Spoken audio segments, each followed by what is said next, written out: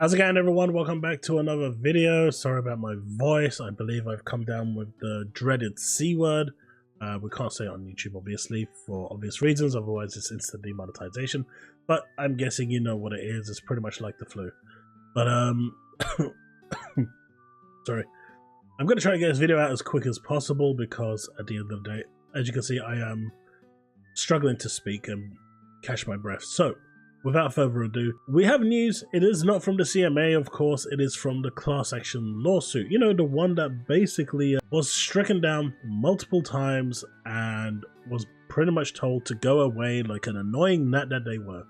Well, the class action lawyers in San Francisco are now asking Judge Corley to require Microsoft to hold Activision Blizzard separate after closing the deal.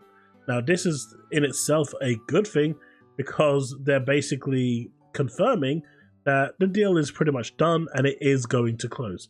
By saying that, they pretty much accept that the deal is closing. So what are they trying to do now? Why are they trying to keep Microsoft and Activision separate? Like, why? When is enough enough? You've got the FTC still trying to do whatever they're doing. You've got the class action lawyers now here from the the gamers lawsuit still trying here, and for what? The deal is closing. What is it that they're trying to do? But you'll see what they're trying to do in a minute. Microsoft shall maintain Activision as a separate subsidiary, so Activision will remain as is, and the court shall preclude Microsoft from merging or eliminating any of Activision's business units, basically saying that Microsoft cannot close any of the business structures within Activision down, or gaming studios, with Microsoft until resolution of plaintiffs' claims on the merits.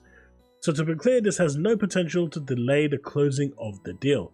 That is 100%. It's not going to delay it because it's actually going to be taking place a lot later in November. It's about what will happen thereafter. So as consumers, all we care about the games coming to Game Pass, right? We don't care about what happens between Microsoft and these idiots. All we care about is the games coming to Game Pass. Now, I am going to follow this video up with a second video talking about when those games will arrive, as well as other exclusives coming to Xbox, which is potentially good news, right? But back to this video. While Microsoft will hold ABK separate, those plaintiffs are simply not entitled to any kind of emergency relief.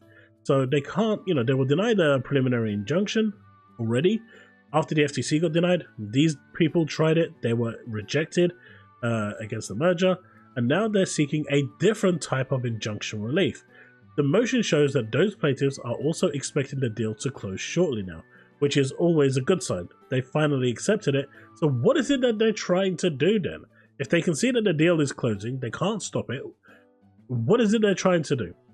While the motion claims that this is about gamers, it's clearly not about the gamers anymore because the lawyers are the ones that are now continuing the class action lawsuit. It's just about lawyers seeking leverage over Microsoft so they could extract a settlement.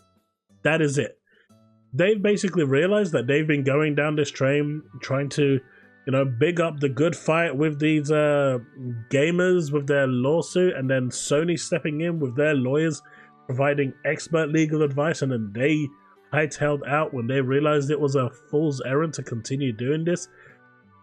Basically now they've got a big bill on their hands with all these court fees, and they want Microsoft to pay for it to bail them out. I've read in the comments with Florian also saying like a counter lawsuit isn't possible, but I wish it was, because at this point I would have really liked to see Microsoft really go for these people, like really go for these people and just to ruin them.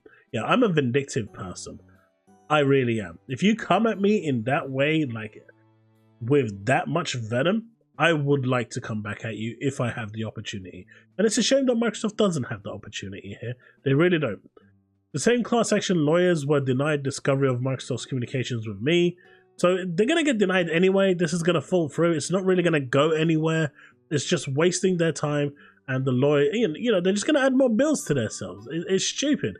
But it says here, to all parties and their respective counsel of record, please take note that on November 16, 2023, or as soon as the court finds it reasonable and practical, plaintiffs will and hereby do move the court to issue an order requiring that Microsoft maintain Activision as a separate subsidiary, basically as a separate company, until resolution of the plaintiff's claims on the merits. The motion will be made based on this notion of motion and motion. Requested relief. Plaintiffs request that the court order that Microsoft shall maintain Activision as a separate subsidiary again and preclude Microsoft from merging or eliminating any of Activision's business units or gaming studios with Microsoft until resolution of plaintiffs' claims on the merits. So there you have it. I mean, it's a pointless claim. The lawyers are now clasping at straws to try and, get something out of it. Could ABK or Microsoft countersue? That would be hilarious. Practically no.